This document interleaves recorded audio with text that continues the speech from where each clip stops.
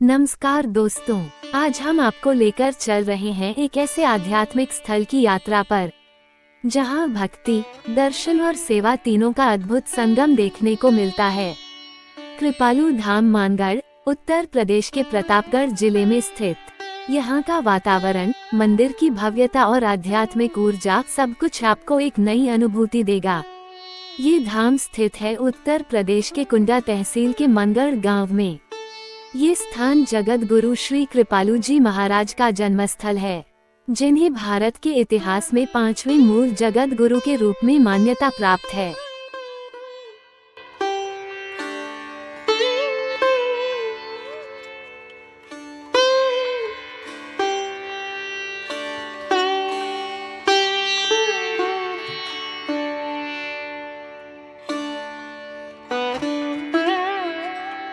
अगर आप इस पवित्र धाम की यात्रा करना चाहते हैं, तो जानिए इसका मार्ग। ट्रेन स्टेशन रेल द्वारा नजदीकी रेलवे स्टेशन है कुंडा हरनामगंज के KHNM। हवाई मार्ग से नजदीकी एयरपोर्ट है अयोध्या वाल्मीकि एयरपोर्ट। यहाँ से आप सुल्तानपुर होते हुए सड़क मार्ग से आ सकते हैं। अयोध्या से सुल्तानपुर लगभग 60 किलोमीटर, सुल्तानपुर से मानगढ़ लगभग 100 किलोमीटर। सड़क मार्ग से प्रयागराज लखनऊ हाईवे से केवल 6 किलोमीटर की दूरी पर यह धाम स्थित है।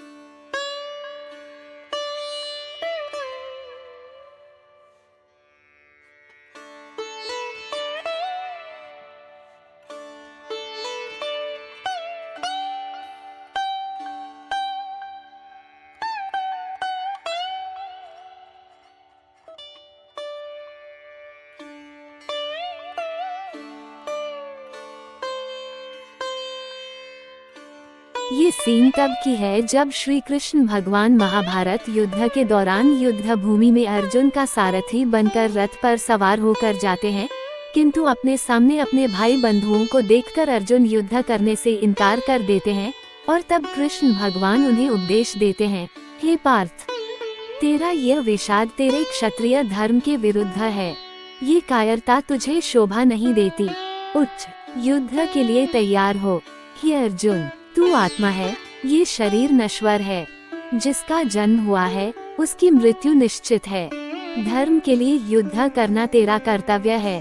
कर्म कर, फल की चिंता मत कर। न तू किसी का करता है, न तू किसी का संहारक। समत्व बुद्धि को अपनाकर निष्काम भाव से कर्म कर, यही योग है।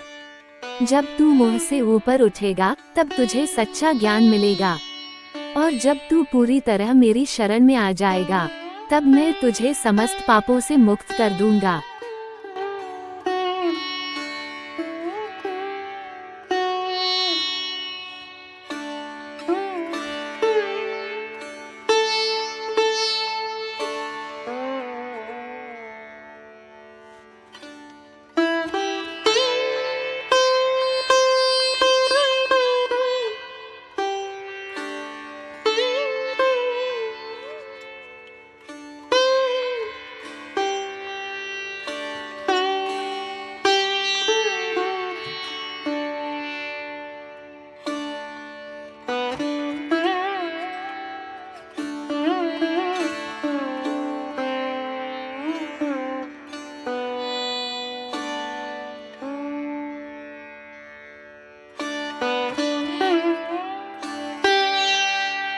दोस्तों, ये एक ऐसी जगह है जहाँ हर सांस ताजगी से भरी है और हर नज़ारा मानो दिल को सुकून दे देता है। देखिए जरा, रास्ते के दोनों ओर कितने ऊंचे ऊंचे देवदार के वृक्ष खड़े हैं। ऐसा लगता है जैसे आसमान से बातें कर रहे हों। चारों तरफ फैली घनी हरियाली, ठंडी ठंडी हवा और पंछियों की मधुर चहचहाहट। यकीन मानिए, यहाँ आकर मन एकदम शांत हो जाता है। सूरज की किरणें जब इन पत्तों के बीच से छनकर जमीन पर गिरती हैं, तो लगता है जैसे प्रकृति खुद आपको आशीर्वाद दे रही हो। चलिए इस रास्ते पर थोड़ा और आगे बढ़ते हैं। हर मोड़ पर, हर कदम पर एक नई कहानी है, एक नई तस्वीर है, प्राकृतिक सौंदर्य की एक जीवंत पेंटिंग। सच कहूँ तो इस जगह पर आकर लगता है कि प्रकृति सबसे बड़ा कलाकार है और हम बस एक दर्शक। अगर आपको भी कभी जीवन की दौड़ में थकावट महसूस हो तो एक बार ऐसे किसी प्राकृतिक स्थल पर जरूर आइए। यकीन मानिए, मन फिर से जीवंत हो उठेगा।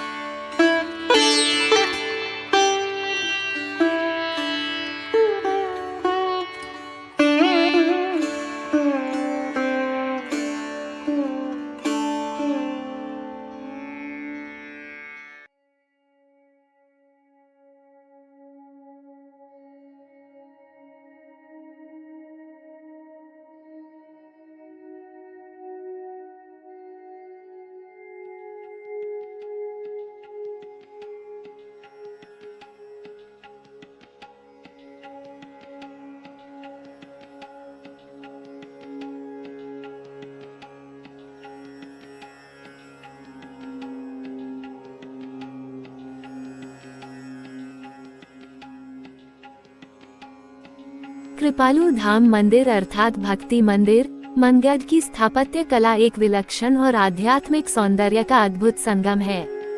इसकी वास्तुकला न केवल शिल्प और सौंदर्य का अद्भुत उदाहरण है, बल्कि भारतीय मंदिर परंपरा की उच्चतम शिखर को दर्शाती है। मंदिर की स्थापत्य कला से जुड़ी प्रमुख विशेषताएं हैं। 1. निर्माण सामग्री और तकनीक। शुद्ध पत्थरों का प्रयोग। मंदिर में गुलाबी बलुआ पत्थर, सफेद संगमरमर और काला ग्रेनाइट का प्रयोग हुआ है। बिना स्टील के निर्माण। पूरे मंदिर की रचना बिना स्टील के की गई है। सभी पत्थर आपस में ग्रेविटी और इंटरलॉकिंग तकनीक से जोड़े गए हैं। 2. नक्काशी और शिल्पकारी। हाथ से की गई नक्काशी। मंदिर की दीवारों, खम्भों, दरवाजों और छतों पर बारीक नक्काशी हाथ से की गई है। ये काम भारतीय पारंपरिक कारीगरों द्वारा किया गया। देवताओं की मूर्तियाँ। श्री राधा कृष्ण, सीताराम, हनुमान आदि की मूर्तियाँ अत्यंत सूक्ष्म भावों को दर्शाती हैं। ये मूर्तियाँ संगमरमर से बनाई गई हैं। 3. वास्तुशिल्पीय शैली। उत्तर भारतीय और दक्षिण भारतीय शैलियों का संगम। मंदिर में उत्तर भारतीय शिखर शैली नागरा स्टाइल और दक्षिण भारतीय द्रविड़ शैली का सुंदर मेल दिखाई देता है। 108 फीट ऊंचा मंदिर। मंदिर की ऊंचाई 108 फीट है। ये संख्या हिंदू धर्म में शुभ मानी जाती है। 4. प्रवेश द्वार और मंडप। विशाल प्रवेश द्वार। मुख्य द्वार पर शंख, चक्र, कमल आदि के शिल्प अंकित हैं, जो आध्यात्मिक ऊर्जा के प्रतीक हैं। सत्संग मंडप भक्ति भवन। अंदर बना सत्संग हॉल हजारों लोगों को एक साथ बैठने की सुविधा देता है और इसमें ध्वनि व्यवस्था और वातानुकूलन भी है। 5. प्रकाश और वातावरण। प्राकृतिक प्रकाश का उपयोग। मंदिर की बनावट ऐसी है कि सूर्य की रोशनी सुबह और शाम को सीधा मुख्य मूर्तियों पर पड़ती है। रात्रि में विशेष प्रकाश योजना। रात में मंदिर को रोशन करने के लिए विशेष लेड लाइटिंग सिस्टम लगाया गया है, जो इसकी सुंदरता और आध्यात्मिकता को और निखारता है।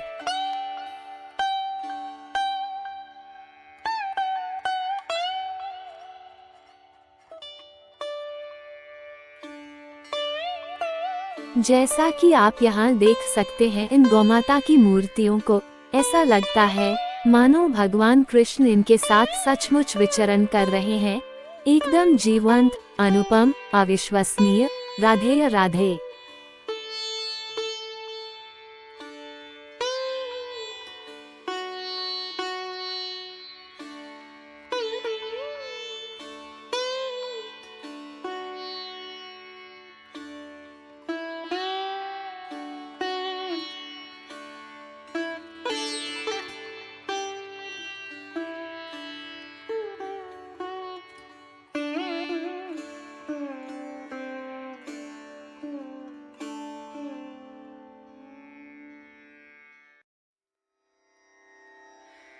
र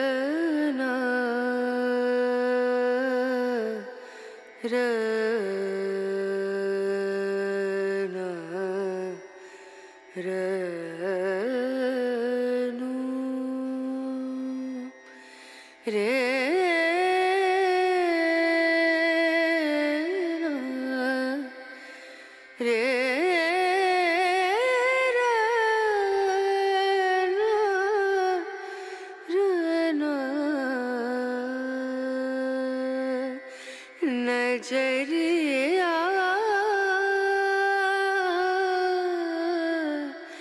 लागे नहीं कहीं ओ नजरिया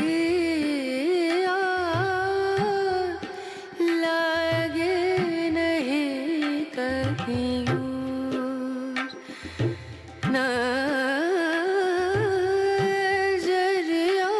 नजरिया लागे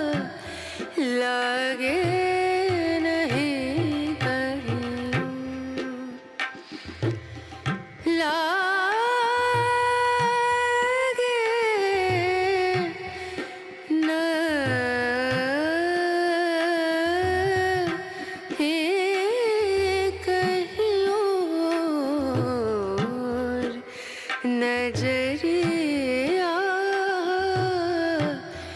लागे नहीं कहीं और नजरिया लागे नहीं कहीं और नजरिया लागे नहीं कहीं और नजरिया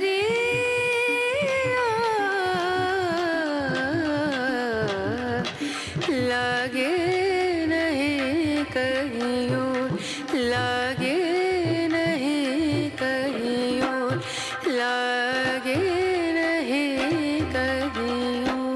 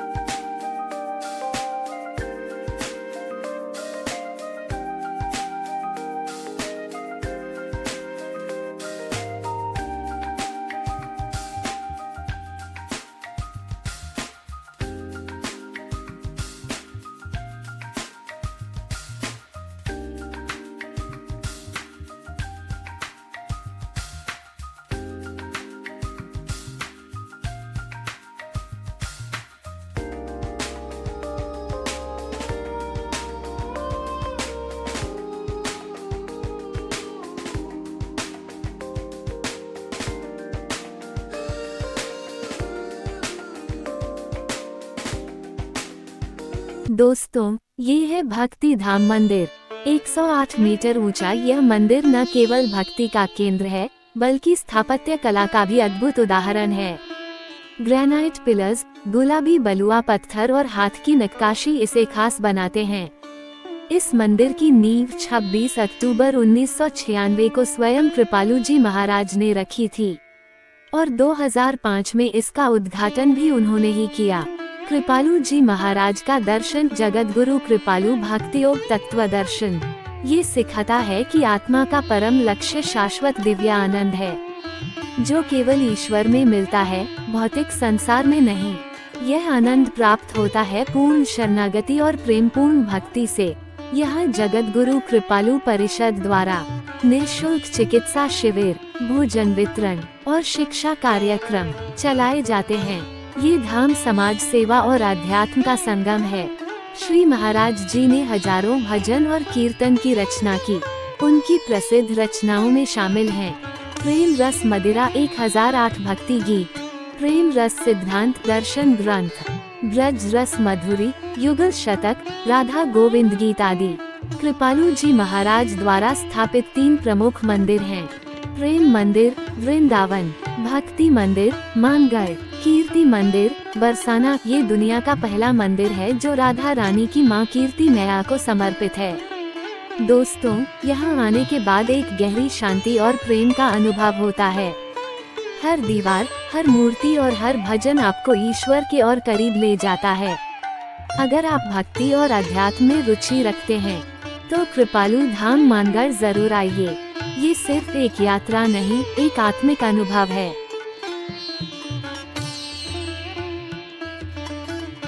कृपालु महाराज भक्ति रस से परिपूर्ण गीत जब गाते थे तो भक्तगण भाव विभोर होकर उनके साथ नृत्य करने लगते थे। उनका स्वर जैसे ही मृदंग की थाप और झांझ की झनकार के साथ गूंजता, संपूर्ण वातावरण आध्यात्मिक भावनाओं से भर उठता। भक्तों की आंखों से अश्रुधारा बहने लगती, हृदय प्रेम और भक्ति से पिघल जाता और ऐसा प्रतीत होता मानो स्वयं राधा कृष्ण लीला में सम्मिलित हो गए हों। कृपालु महाराज की भक्ति की यह शक्ति ही थी जो श्रोताओं को सांसारिक बंधनों से विलगकर दिव्य रस में डुबो देती थी।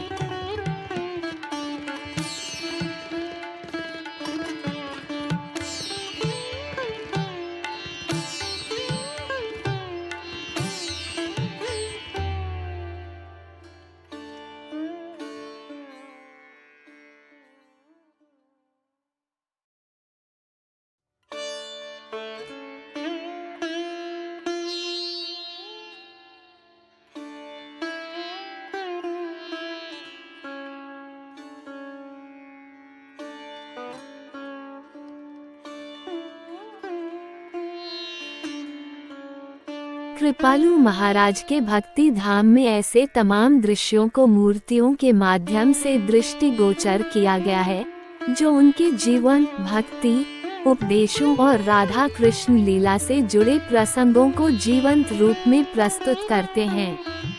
प्रत्येक मूर्ति मानो बोलती हुई प्रतीत होती है। कहीं कृपालु महाराज कीर्तन करते हुए दिखते हैं तो कहीं भक्तों के साथ भक्ति में लीन। राधा कृष्ण की लीलाओं को दर्शाती झांकियां सजीव रंगों और भाव भंगिमाओं से युक्त होकर दर्शन करने वालों को भक्ति के रस में सराबोर कर देती हैं। ये धाम न केवल एक तीर्थ स्थल है बल्कि एक दिव्य अनुभूति का केंद्र है जहां श्रद्धालु आत्मिक शांति और भक्ति की गहराई को अनुभव करते हैं।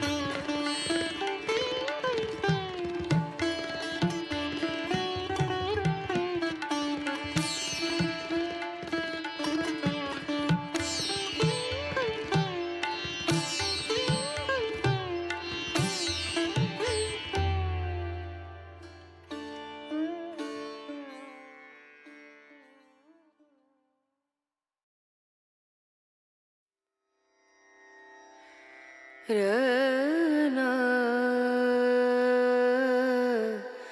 रना रनु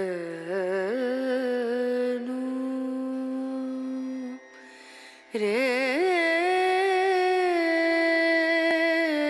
यहाँ पर कृष्ण भगवान की लीलाओं को अति सुंदर ढंग से दर्शाया गया है। विशेषकर रास लीला के दृश्य मन को मोह लेने वाले हैं।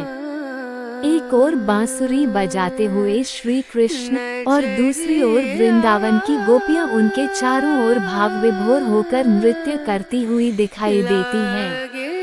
ऐसा प्रतीत होता है मानो समय वहीं थम गया हो और साक्षात ब्रजधाम धरती पर उतर आया हो। हर मूर्ति की मुद्रा, भाव भंगिमा और वस्त्रों की सजावट इतनी जीवंत है कि भक्तजन स्वयं को उस लीला का भाग महसूस करने लगते हैं।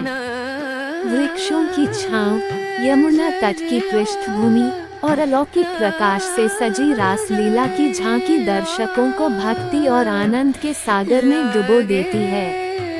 ये दृश्य न केवल देखने में मनोहारी है, बल्कि आत्मा को भी भक्ति की अनुभूति कराता है।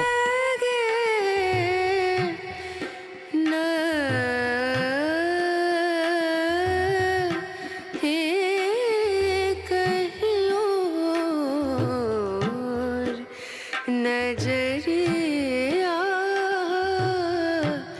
लागे नहीं कहीं ओ नजरिया लागे नहीं कहीं नजरिया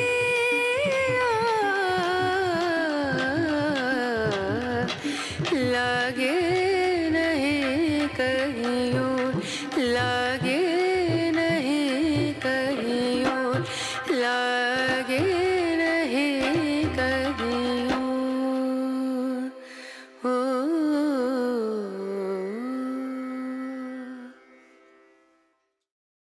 कृपालु महाराज जी ने भक्ति योग के द्वारा ईश्वर प्राप्ति का मार्ग अपनाकर मोक्ष पाने की सरल, सुलभ और प्रेममयी विधि का प्रचार किया।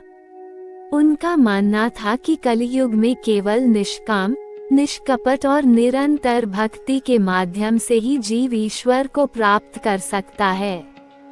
उन्होंने वेद, उपनिषद, श्रीमद् भागवत, गीता आदि शास्त्रों का सार प्रस्तुत करते हुए ये बताया कि केवल ज्ञान, कर्म या योग से नहीं, बल्कि प्रेमपूर्ण भक्ति से ही भगवान को पाया जा सकता है। कृपालु जी महाराज ने यही संदेश अपने प्रवचनों, पदों और रचना साहित्य के माध्यम से जन जन तक पहुंचाया और लाखों लोगों को भक्ति के मार्ग पर प्रेरित किया। उनका जीवन स्वयं एक जीवंत उदाहरण था ईश्वर के प्रति अनन्य प्रेम, त्याग और करुणा का। उन्होंने दिखा दिया कि जब मनुष्य सच्चे हृदय से भगवान को पुकारता है, तो भगवान स्वयं उसके समीप आ जाते हैं।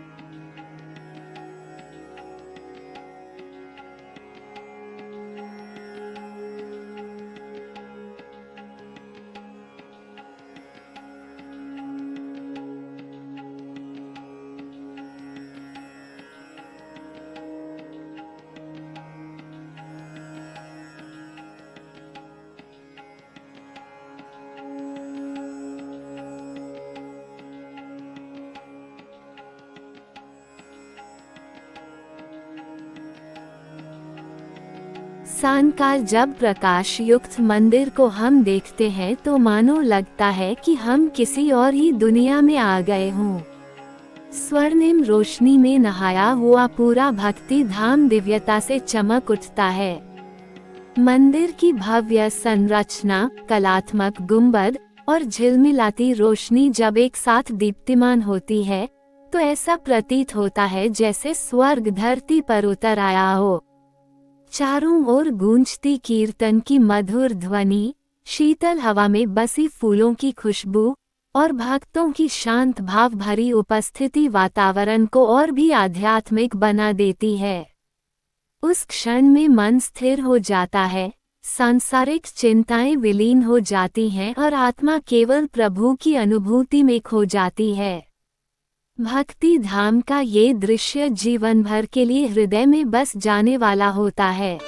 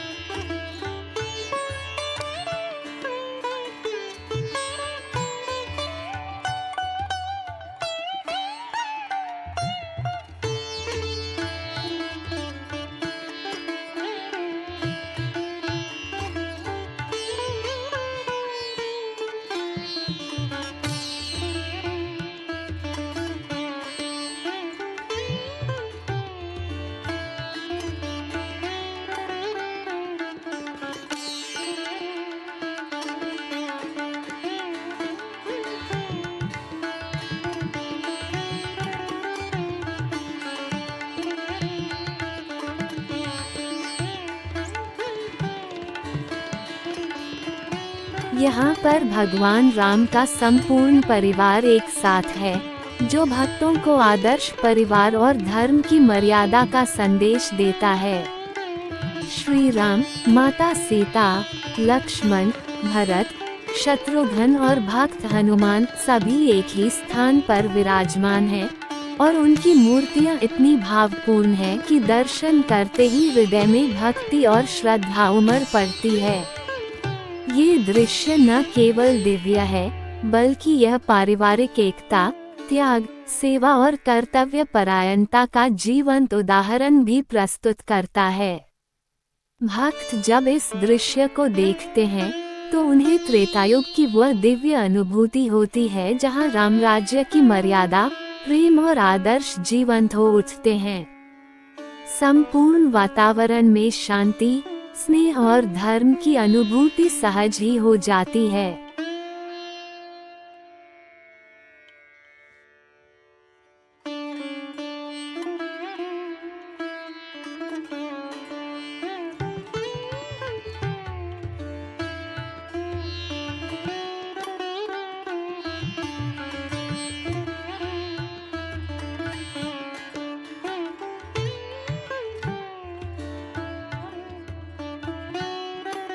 यहाँ पर जब भगवान राम सीता माता की खोज करते हुए किष्किंधा पर्वत पर पहुँचे तो वानर राज सुग्रीव ने उनका हार्दिक स्वागत किया और उनकी पीड़ा को समझते हुए सीता माता की खोज हेतु पूर्ण सहयोग का वचन दिया।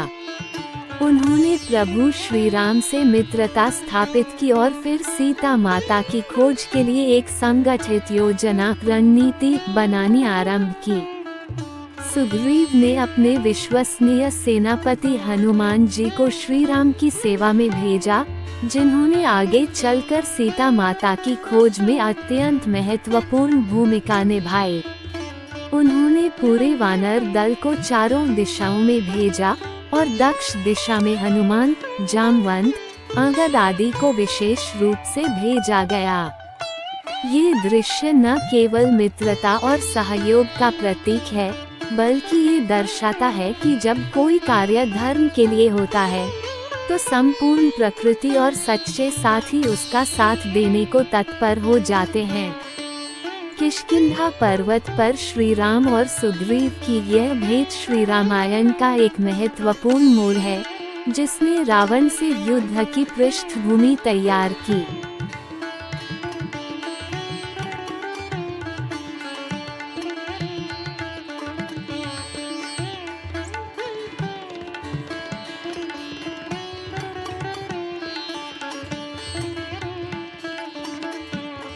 यहाँ पर भगवान कृष्ण जब कालिया नाग को मारने हेतु यमुना नदी में उतरे तो पूरा दृश्य अत्यंत रोमांचक और दिव्य प्रतीत होता है। यमुना का जल विषाक्त हो चुका था और उसमें किसी भी जीव का जीवित रहना असंभव हो गया था।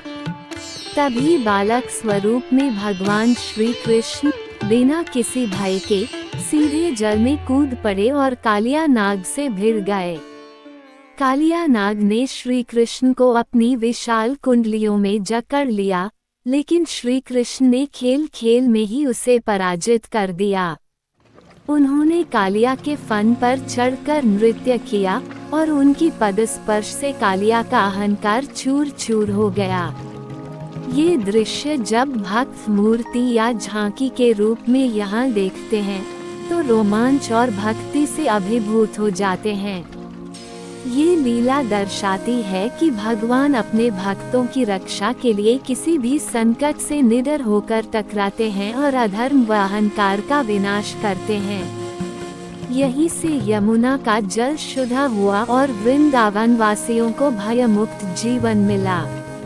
ये दृश्य श्री कृष्ण की शक्ति, करुणा और बाल रूप में छिपे दिव्यत्व का प्रतीक है।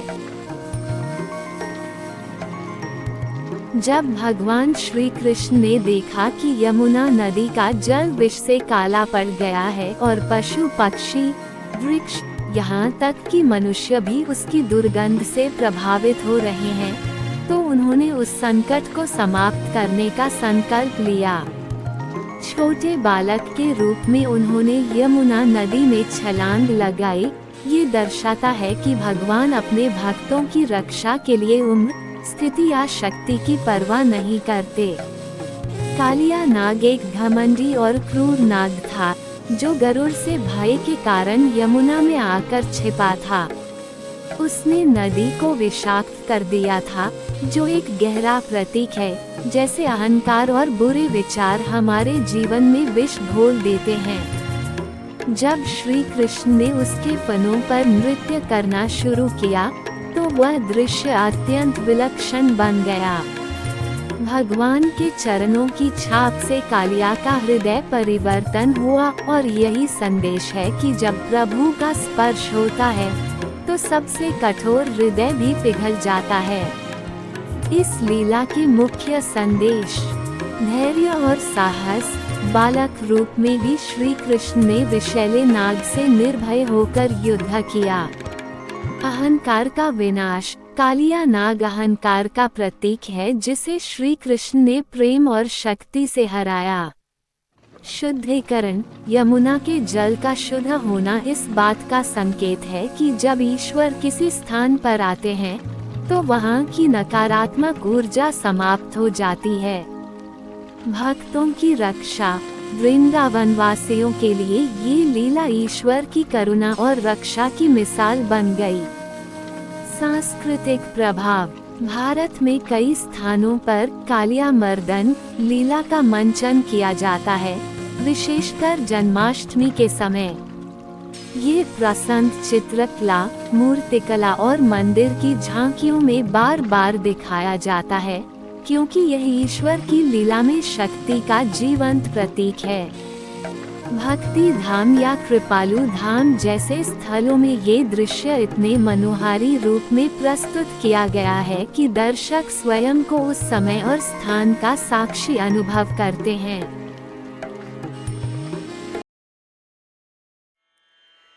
रेणु रना रना ना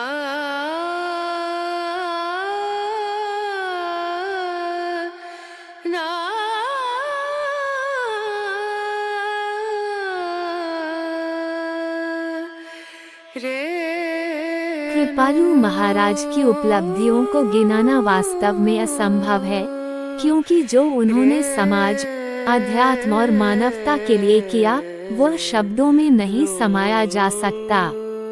उन्होंने न केवल वैदिक शास्त्रों और भक्ति दर्शन का गहन प्रचार किया, बल्कि भक्ति योग को एक सरल और सार्वभौमिक मार्ग के रूप में स्थापित किया, जो हर व्यक्ति, चाहे वह किसी भी जाति, वर्ग या आयु का हो, अपना सकता है।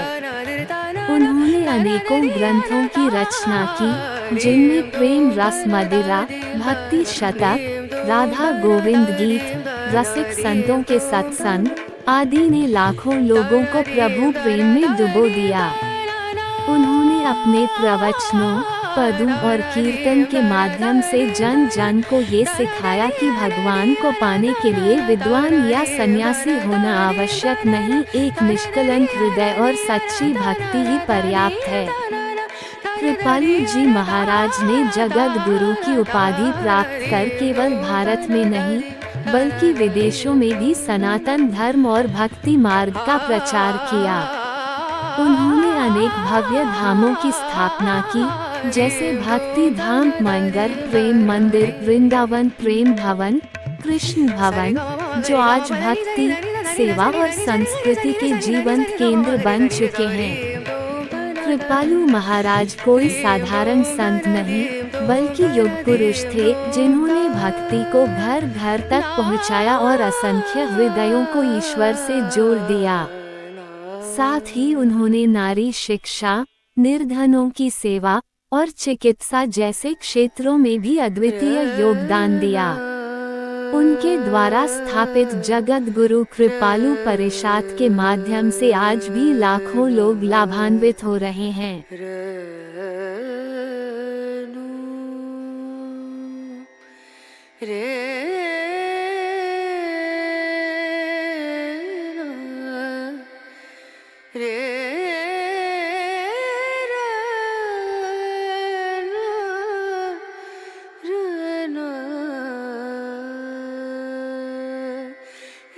नजरिया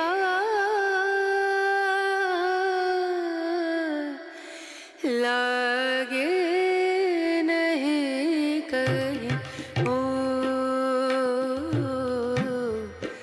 नजरिया लागे नहीं कहीं और,